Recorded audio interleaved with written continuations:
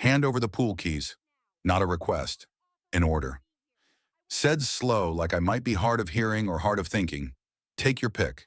He stood wide in my doorway, a cop in full uniform with the sun dying behind him, mirror shades pushed up, jaw locked. And right over his shoulder, there she was. Karen, our HOA president, in a bold red sleeveless V-neck shirt, white pants pressed sharp enough to cut paper, and long blonde hair like a warning flag. She didn't smile. She didn't blink. She just pointed at my pocket. Before we dive in, do me a favor, drop a comment with where you're watching from and what time it is where you are. If stories like this get your blood up, tap like, subscribe, and turn on the little bell so you don't miss what happens next. Because trust me, it gets wild. I'm Nate Walker. I'm 52, born and raised in Cedar Lake, Tennessee, the last house on a curved road that forgets where it was going. My place sits where the map gets bored. Oak trees, a stone fence, and a pool my father built by hand with a rusted wheelbarrow, a stubborn back, and a level that always seemed to lean left. He poured the concrete in late summer when the air tasted like hot pennies, set the fieldstone he hauled from the creek, and polished it with the palm of his work glove like a man trying to smooth time. When he was done, he stood there, wiped his face, and said, "If you build it right, you build it once." Dad's been gone 5 years.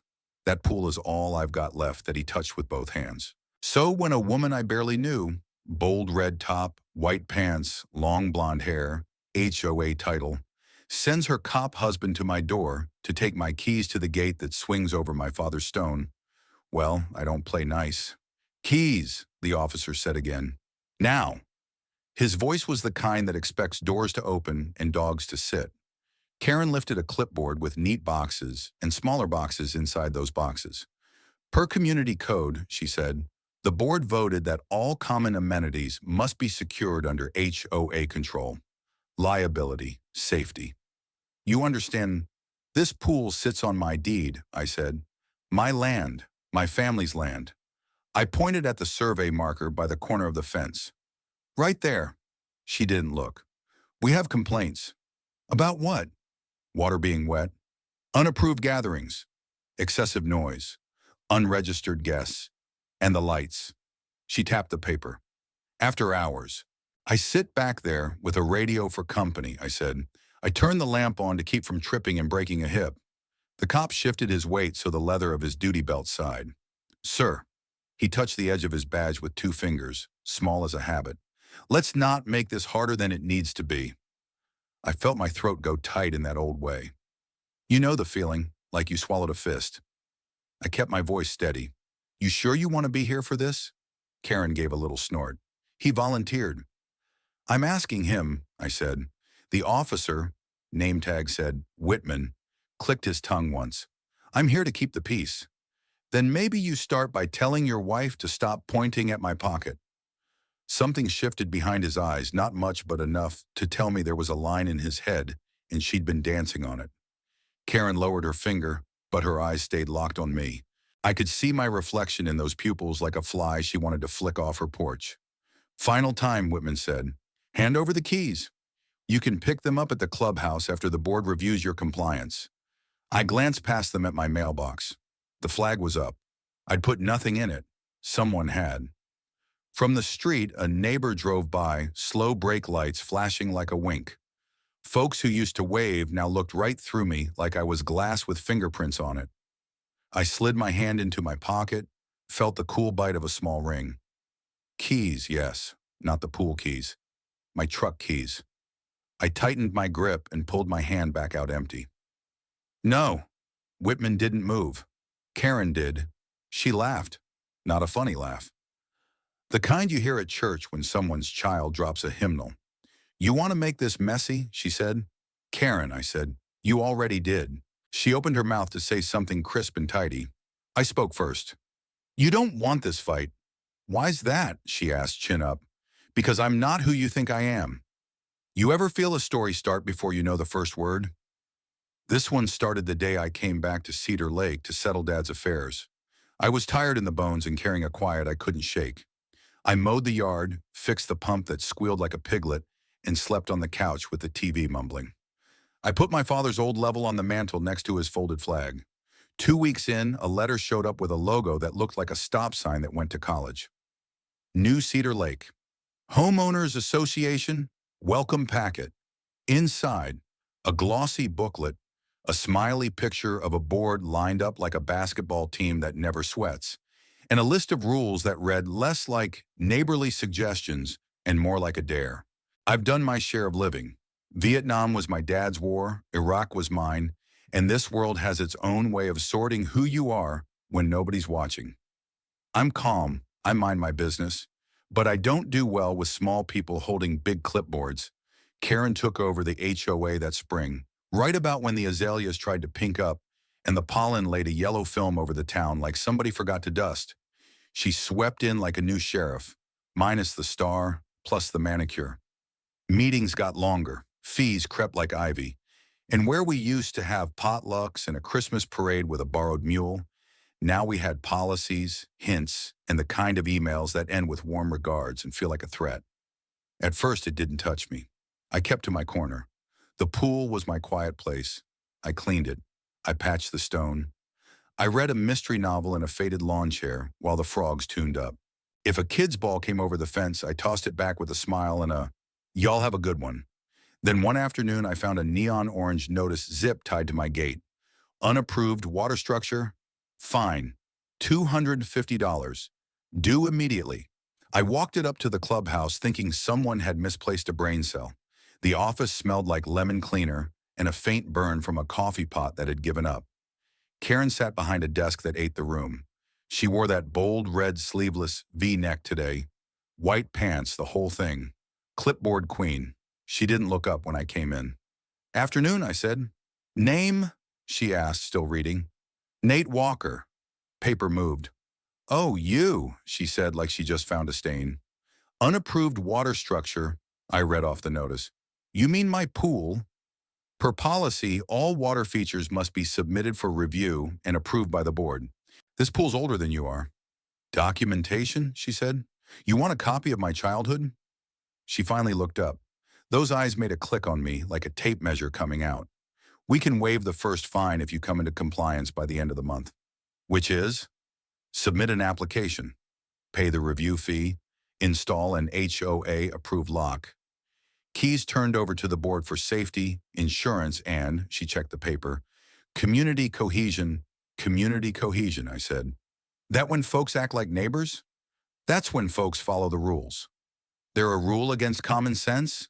She smiled like I'd told a joke she'd already heard. "You're funny." "I'm not trying to be."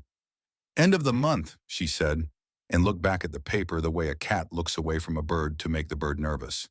That was the first paper. More came in different colors: yellow for warning, orange for violation, pink for final notice. Pink is supposed to be a happy color. In Cedar Lake, it started to mean somebody's about to get embarrassed in public. I racked them like coasters on my kitchen counter, a rainbow for people who forgot we all share a mailbox. Then the cars slowed down out front. New folks driving slow is one thing. Everybody rubbernecks in a town with a single stoplight and an eagle on the water tower. But these weren't, "Where's the post office?" slow. This was, "Let me stare at your gutters with a camera" slow. Headlights parked across my driveway at odd hours. Someone snapped a photo of me hauling a bag of mulch and posted it on the neighborhood app with a caption. "Why is he buying supplies for commercial pool maintenance?" Commercial. That word caught like a fishbone. My pool? Commercial? For who? The squirrels. I didn't argue online. I started a notebook. Dates, times, license plates, faces, who waved and who didn't. If you remember anything from this story, remember this. Confusion is loud. Evidence is quiet. I'm a quiet man by trade. You're probably wondering about my trade. Yes, there's a reason I didn't bend the knee when a woman in white pants told me what to do with the keys to my own gate. I can't tell you everything, but I can tell you this. Some folks go undercover in life without ever leaving the surface. They teach school, they fix air conditioners, they invest other people's money. Me? I help good people catch bad ones who wear a mask that looks like a smile. Back then, I was sitting on a small job with the bureau that had me in town anyway. under a name that wouldn't mean much to anybody but me. Don't write to ask for details. I won't share. What matters is this. I recognize the HOA's sudden interest in my pool for what it was. Leverage. Leverage hints at money, and money, when it goes missing, leaves an outline like a body chalked at a crime scene. Karen's husband, Officer Randy Whitman, started showing up in new ways. I noticed his cruiser idle by my mailbox at midnight, then again at 4 a.m. No tickets written, no calls answered, just idle. A neighbor told me she saw him step into my yard and scoop a handful of water from my pool into a bag like he was taking a sample. Maybe he was, or maybe he wanted to be seen taking a sample. Next came the drone. I'm not a Luddite, but I like my sky the way God made it. Blue, quiet, full of birds. One late afternoon, a little mosquito of a thing came buzzing over my fence, hovered so close I could feel the wash on my bare arms, then skittered up when I reached for it with a pool skimmer. It came back an hour later, and the next day, and the next. I waved, I smiled, I picked up my notebook and wrote, Drone, 5:58 p.m., West Fence, operator likely on Oakview Lane cul-de-sac. The letters kept coming, the fines stacked. When I mailed a polite appeal, someone mailed a not-so-polite threat. The kind of letter written by a person who takes satisfaction in switching from a black pen to a red one halfway down the page. Neighbors who used to talk to me at the hardware store started turning their backs. Mrs. Caldwell, who once brought me tuna casserole when Dad passed, hurried her cart down a different aisle when I turned into hers. Bart, from 2 doors down, stopped jogging past my place. Changed his route so he wouldn't accidentally catch me outside and have to nod. You ever feel your life get smaller inch by inch and swear you're imagining it until you're not? It's like someone dimmed the lights and then swore the bulbs were as bright as ever. I told myself to keep cool. The first to lose their temper loses the room. I kept sweeping the deck, checked chemicals, fixed a loose board on the fence. If I had a beer, I had it at dusk when the sky pulls color like a bedsheet. When I couldn't sleep, I walked the little stone path my father laid and felt the ridges with my boot like a blind man reading his way home. Then one night the gate rattled, not the wind, not a possum. I heard the delicate ding of the latch and that soft lift of metal. I stepped out with a flashlight and found a figure in dark clothes with a screwdriver. He turned, squinting in the light like a groundhog that made a bad decision. Evening, I said. Board business, he said, flustered. At midnight, he jutted his chin. We got an order to secure the pool. You got a court order? An HOA order. I laughed then. Couldn't help it. He didn't like that. He lunged for the latch again. That's when the flashlight beam slid off his face and landed on a patch on his chest. Volunteer security. Volunteer, I said. Explain to me. Volunteer, how this part of your life is worth doing in the dark. He muttered something about safety and hustled off, trying to look like he wasn't retreating.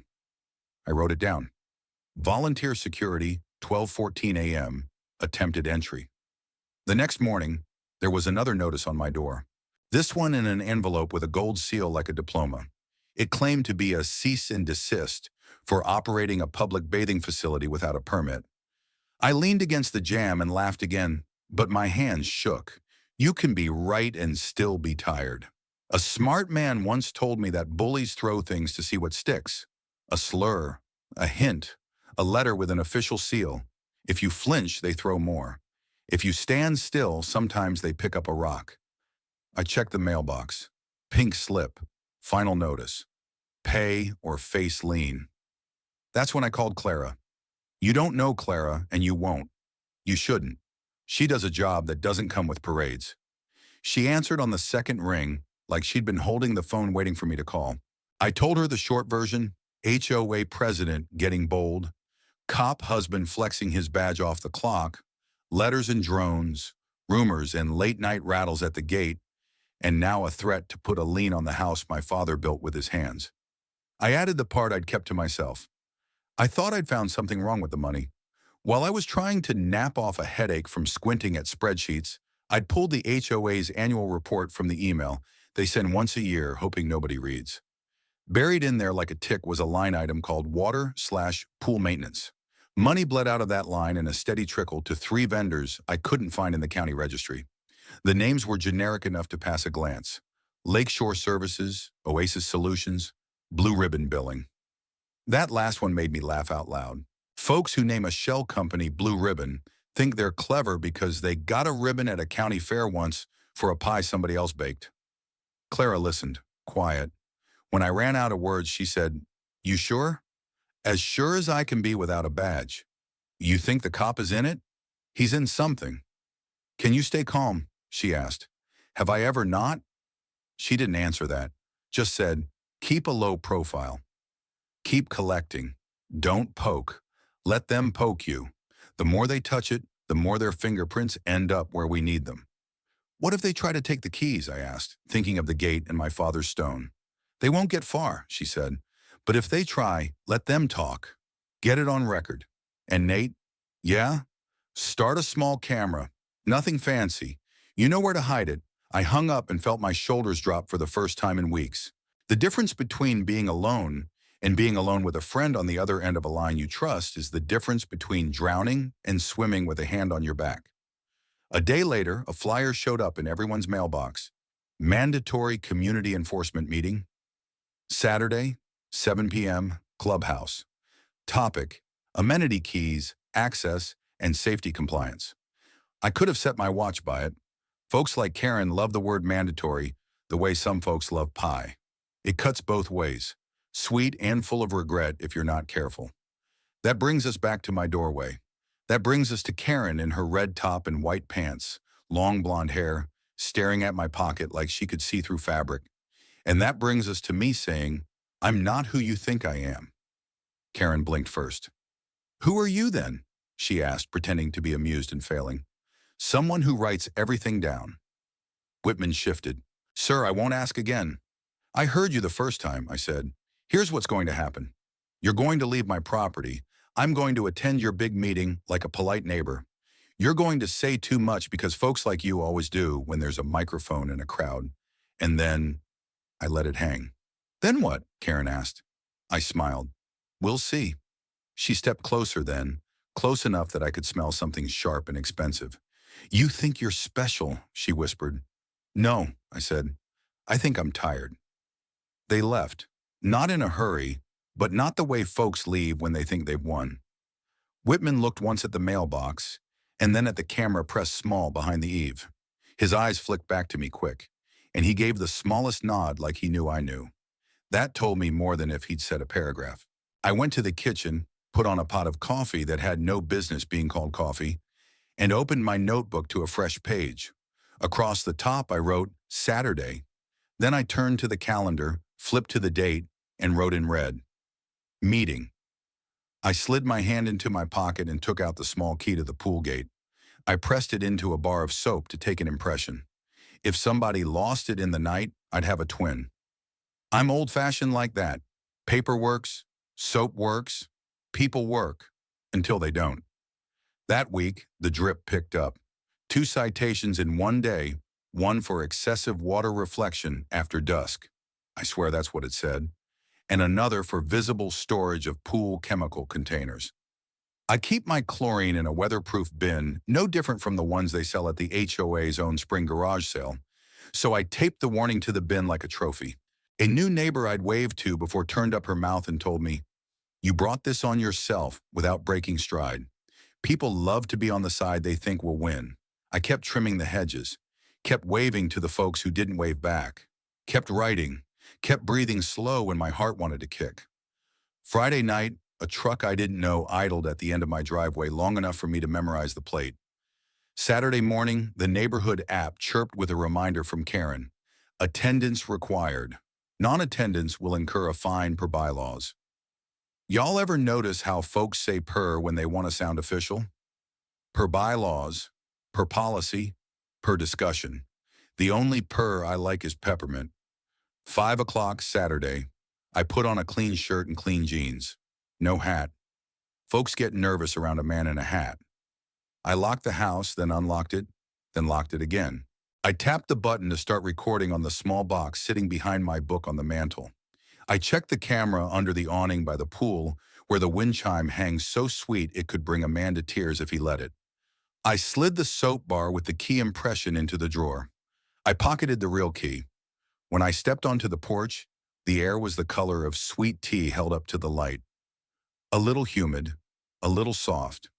Makes you slow down even if you don't want to. I walked to the clubhouse past yards cut short like military haircuts and flags that had been bleached by summer. I passed the little lending library box with hardcovers from authors who use pen names like insurance policies. I nodded at a woman watering petunias who looked at her shoes like they needed a good talking to. The clubhouse was already buzzing. You could feel the heat of the talk before you opened the door. People love a meeting that promises drama and ends with nothing changed. I went in anyway because I knew this one would end different. Karen stood at the front, red top like a stop sign, white pants like two columns, holding up a very small temple. Her blonde hair was curled and sprayed into a smooth wave that didn't move when she turned. Beside her stood Whitman, in uniform, sunglasses still on indoors because men like him think reflection is authority. I took a seat near the middle where the sound works best. On the wall behind Karen, a screen lit up with a slide. Amenity access, security, community standards. The words safety and liability appeared so many times you could build a drinking game out of them and be flat on your back by slide 3. Thank you all for coming, Karen said, hands clasped like a TV anchor about to toss to weather. We have a lot to cover. An older fellow 2 rows up coughed into his hand and muttered, "We always do." Karen smiled at him the way a dentist smiles at a molar. As many of you know, we've had ongoing issues with an unregulated water feature on Cedar Ridge Drive. Her eyes flicked to me so quick she could claim they didn't. For the safety of our children and the peace of our community, the board has voted to secure all amenity keys with the HOA. Hold up, someone said from the back. What amenities? Karen's smile tightened.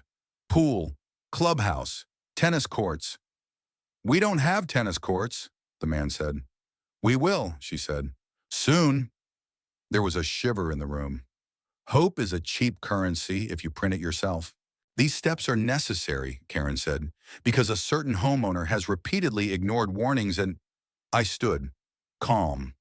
Name him, I said. Karen blinked. Excuse me?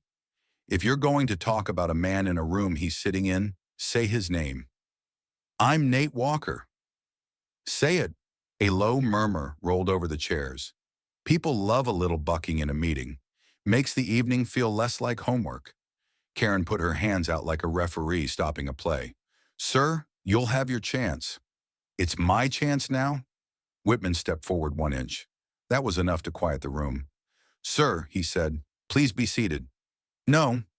I looked around the room at faces I knew from yard sales and bake sales and block parties from a nicer time. Let's do this in daylight. You want my keys? Say it plain. And tell me why Karen's smile went thin as thread. For safety. For insurance. And because the board says so, show me the authority, I said. She clicked a slide. A scan of a bylaw that looked like it had been folded and unfolded enough to get soft at the edges. She read a section about amenities and access. I took a breath. Slow. That bylaw, I said, refers to common property. I pulled a folded sheet from my pocket, a copy of my survey. I held it up so the screen caught the light on the plat lines. This pool sits inside my fence, on my deed, on land my father bought with money he made welding railings for houses you walk past every day. It is not common anything, a stir. A man who'd stopped waving at me said, if it ain't common, why do kids show up there? Because I'm neighborly, I said, and I throw a cookout on Memorial Day like my daddy did before me. You've eaten my ribs, Rick looked at his shoes. They were good, he said. Karen's red shirt brightened in my eyes like a hazard light. We're not here to debate feelings, she said. We're here to enforce rules. Whose rules, I asked. Because I've got a stack of paper at home with your signature where it shouldn't be. That got her attention. The room quieted like a choir waiting for the pitch pipe. What paper, she asked, too quick. The kind that says we paid Blue Ribbon Billing $8,000 for pool safety consulting last April. The kind that says Oasis Solutions got $4,000 for water compliance coaching in July. The kind that says Lakeshore Services billed us for lane divider maintenance. For a pool that doesn't even have lanes. Faces turned. Heads tilted. Older folks who never cared much about apps or bylaws cared about numbers, because numbers touch checks and checks touch pocketbooks. That's internal accounting, Karen said, voice colder. It's not internal when you take money from neighbors on fixed incomes to pay ghost companies with P.O. boxes that only open on public holidays. I kept my tone easy. Soft sells better than hard when you're telling the truth. Enough, Whitman said. Sit down. I looked at him. Are you on duty? I asked. He straightened.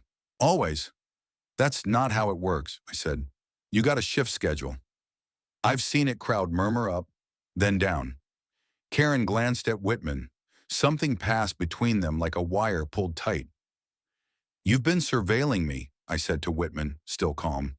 Parking across my driveway at midnight, rattling my gate, dipping a bag in my pool like you were testing for poison, flying a drone over my fence. Now you want my keys. For safety, I turned to the room. Whose safety? Yours, Karen said, but it came out thin. Y'all ever notice, I said to the room, that the folks who talk most about safety are the ones who make you feel most unsafe? An older woman, Mrs. Green, 72, hair like cotton candy and eyes like a church bell, stood up with her purse still on her arm. I've been scared, she said, voice small. I thought the police would help me if I needed them, but I seen that car sitting outside Nate's house with the lights off, and I don't like that. Karen's smile cracked. Ma'am, please. Mrs. Green sat down hard enough to squeak the chair. Whitman put his thumb on his belt like a man who'd been told to pose for a poster. Meeting adjourned, he said to Karen, not to the room. Not yet, I said, and I looked at the back door. The back door opened. Two people came in wearing plain clothes that still read like uniforms to people who knew. Calm faces, quiet hands. The room inhaled and forgot to exhale. The taller one, Clara, stepped forward, held up a small leather fold. Agent Reed, she said, Federal. You ever feel the world tilt by a degree and make sense all at once? That was the sound in that room. Somewhere near the coffee table, a styrofoam cup found the floor. Mr. Whitman, Clara said, voice even, step away from the podium. Karen laughed. She shouldn't have. On what grounds? She asked, but it came out like she forgot how to pronounce her own words. Clara didn't blink. On the grounds that your HOA is under investigation for wire fraud, mail fraud, and misuse of funds exceeding $10,000. Also on the grounds that your husband used his position to intimidate and surveil a private citizen without cause. Allegedly, someone whispered, because there's always someone who watches crime shows. Clara nodded like she heard it and didn't mind. Allegedly, she said. For now. Whitman moved his hand the way a man does when he wants to say he's on the right side of the table. Another plainclothes stepped near without touching him. Don't, the agent said soft. Karen pulled herself taller. We have a board, she said. We have bylaws. And you have signatures on invoices to companies that cash checks at a strip mall 2 towns over, Clara said. We'll have a look. She turned to me and for a heartbeat her eyes warmed. Mr. Walker, she said, thank you for your notes. Karen whipped her head toward me so fast her hair should have filed a complaint. You, she said like the word hurt coming out. Me, I said. Hi. The room broke into 100 whispers. Folks called their spouses. Somebody tried to take a photo and dropped their phone. An older man in a John Deere hat muttered, well, I'll be, and nobody argued. Clara's team moved with the kind of calm that makes liars nervous. They collected the laptop. They collected the ledger. They collected a shoebox of old receipts someone thought meant nothing because they were small. Small numbers make big patterns if you line them up and squint. Whitman wasn't the kind of man who knew how to be quiet when quiet would save him. This is harassment, he said. This is political. This is arithmetic, Clara said, which I thought was a good line. When they walked Karen and Whitman out, they didn't put cuffs on in front of the neighbors. That's not how the feds like to do when there's a crowd, and when the people you take know too many people who vote. They left the cuffs to the side and put dignity on a shelf. But dignity has weight. Karen couldn't carry it long. She turned at the door. This isn't over, she hissed. It will be, Clara said, and the door eased shut. The room exhaled.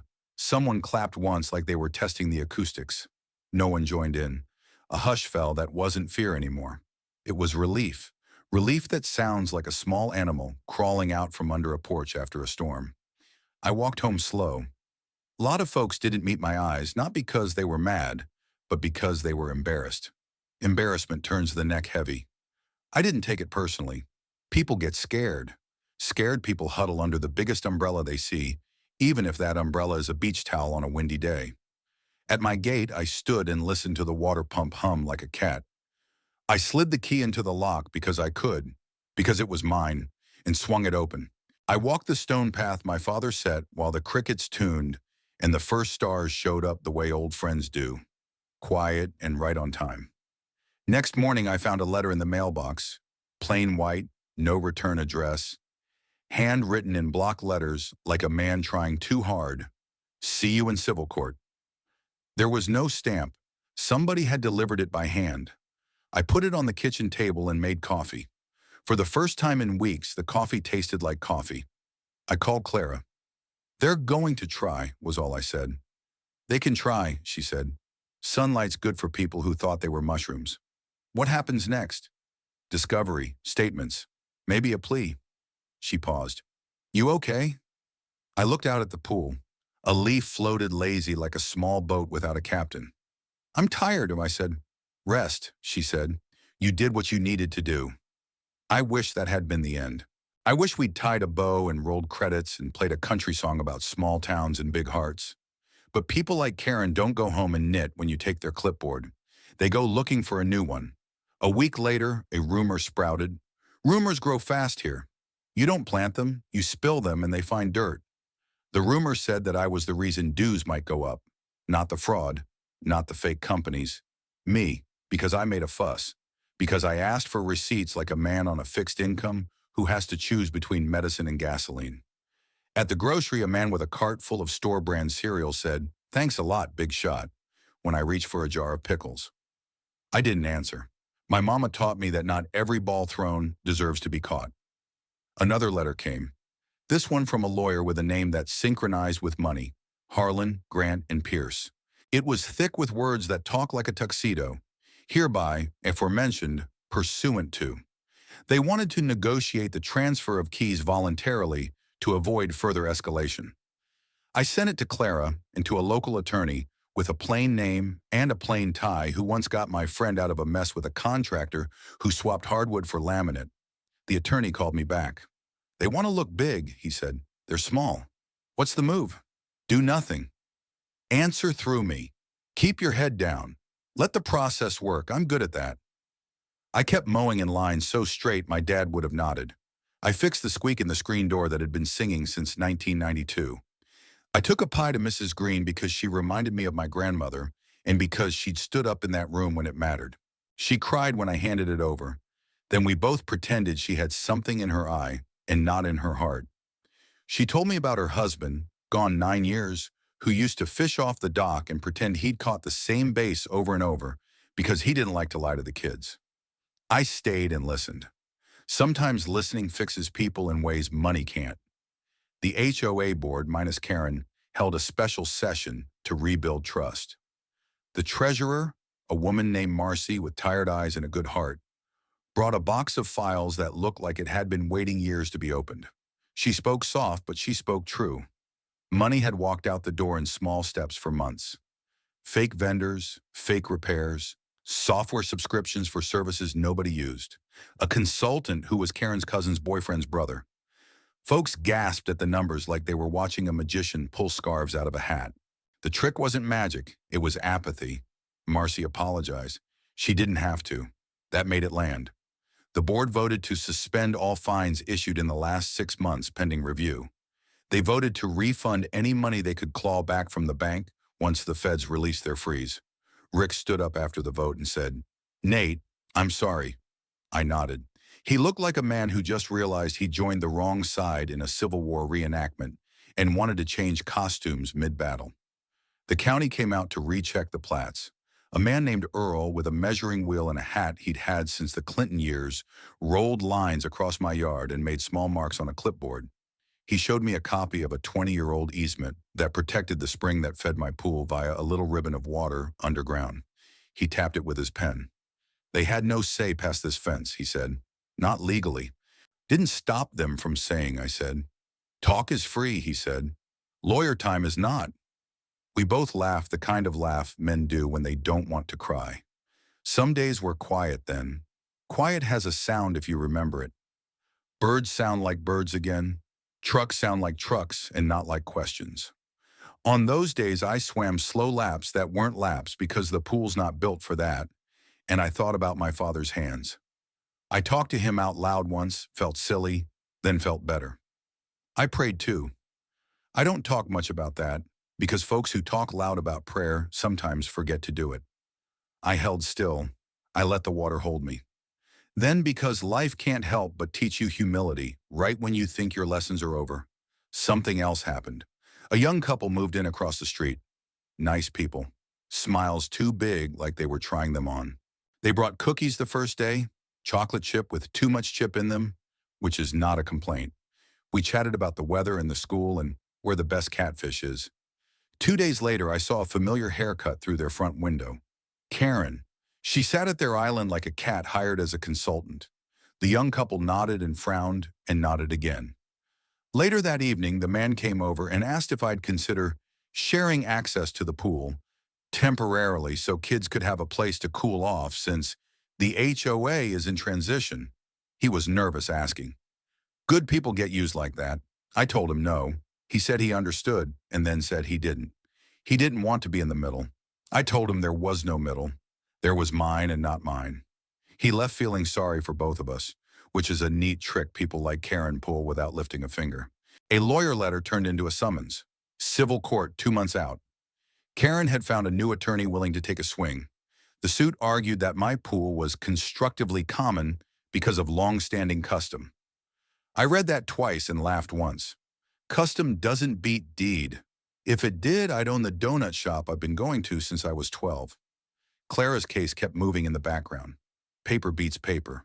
They found checks with Karen's signature made out to companies that led back to a UPS store box rented by an LLC, managed by a person with a name too cute to be real. K. Lee Management. K for Karen. Lee for her middle name, maybe. Folks think they're clever. Clever's a costume. Smart is quieter. On a Sunday afternoon, I got a text from an unknown number. You should have given the keys.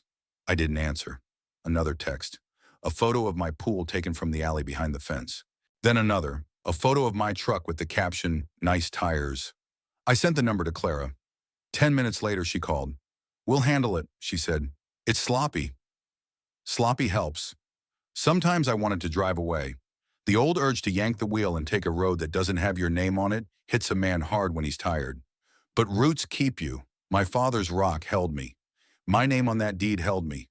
Mrs. Green's pie plate, empty and waiting to be returned, held me. It's funny what holds a man up when his knees want to fold. The civil hearing came hot enough to fry an egg on the hood outside. The courtroom smelled like old paper and new wax. Karen didn't wear red that day. She wore a navy suit that wanted to be taken seriously. Her blonde hair was pulled back so hard it made me want to rub my own scalp. Whitman wasn't there. The judge was the kind of man who has seen too much to smile at the right times and not enough to smile at the wrong ones. Their lawyer argued custom and safety and children and community. He said my pool was a danger because unsupervised access might tempt kids to trespass for a swim. He said taking my keys would centralize control and maximize harmony. He used words like harmony because he thought the judge played piano in his off hours. My lawyer stood and said deed. He said survey. He said case law. He also said there's an ongoing federal investigation regarding the plaintiff's financial dealings related to this very topic, Your Honor, which turned the lawyer who liked harmony the color of a morning after bruise. The judge asked 2 questions that mattered. Who owns the land? And who pays the insurance on that pool? He also asked, has there been a single documented injury associated with this pool in 30 years? The answer to all 3 made my side of the room lighter. The judge excused us for lunch and told the lawyers to talk like adults in the hallway. We settled nothing. That was fine. The judge came back and denied their emergency motion to seize my keys. He told both parties to stay out of each other's yards. He looked over his glasses at me and said, "Sir, keep your gate locked." I nodded. I always did. Outside, Karen brushed past me, perfume like a fight. You think you won, she said. I think I'm going to go home and mow, I said, because that was true and because simple truth is the best way to make a liar mad. She leaned in. This neighborhood will turn on you. They already did, I said, and then they turned back. She didn't like that. People who rely on fear don't understand the stubborn kind of forgiveness small towns carry around like loose change. Weeks passed. Clara called less because there was less to say. That's good in her line of work. No news means the trap is holding and the mouse is still chewing the wrong end of the cheese. I slept better. Not great, but better. I painted the porch swing and picked out splinters that had lived under that paint since the first bush. I took my truck for an oil change, and the kid at the shop called me sir with a tone that almost made me cry. Then a thing happened that told me this story was over, even if the paperwork wasn't. A little boy with skinned knees, big eyes, and a brave baseball cap stood at my gate with his mama.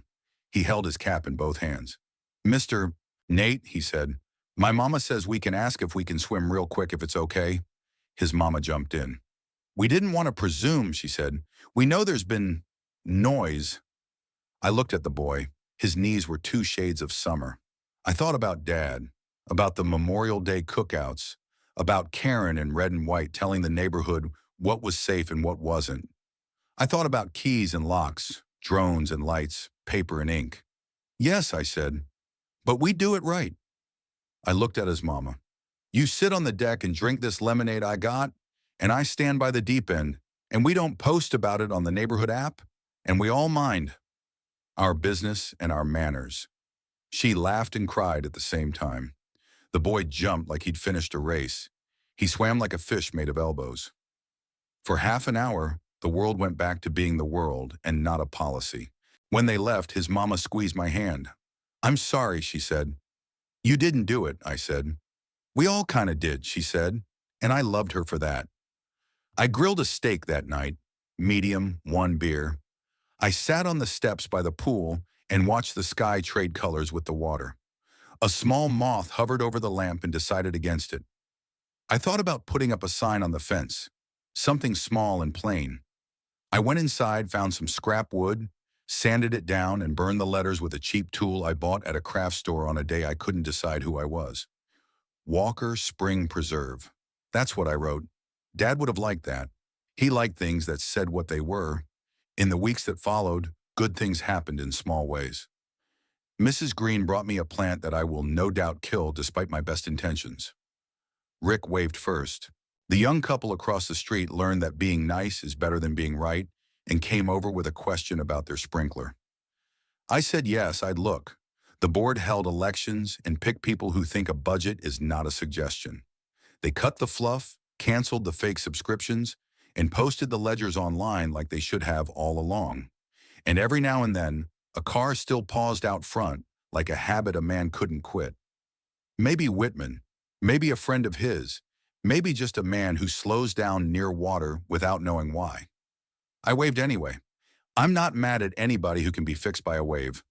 On a cool morning when the fog sat low like a dog's breath, I found one more letter in the box. This one from the U.S. Attorney's Office.